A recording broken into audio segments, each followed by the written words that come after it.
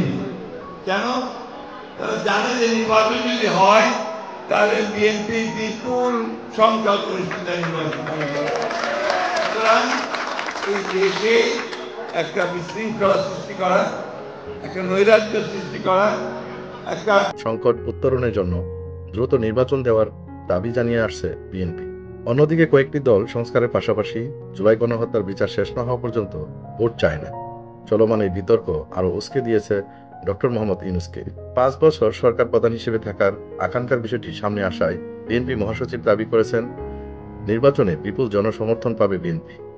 আর এই কারণে ষড়যন্ত্রকারীরা তাদের টার্গেট করেছে। রাজধানীর বেড়াই এলাকায় শনিবার বিকেলে এক ঈদ উপহার বিতরণ অনুষ্ঠানে তিনি বলেন, নির্বাচন পিছানোর ষড়যন্ত্র চলছে।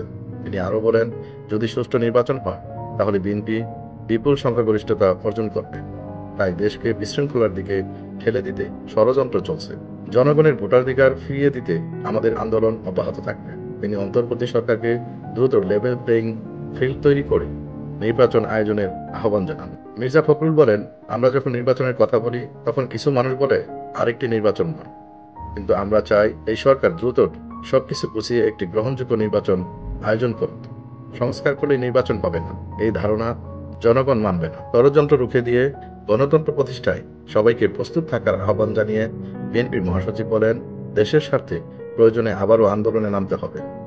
ষড়যন্ত্র ও চক্রান্ত চলছে, জনগণকে ভোটের অধিকার থেকে বঞ্চিত করার চেষ্টা করা হচ্ছে।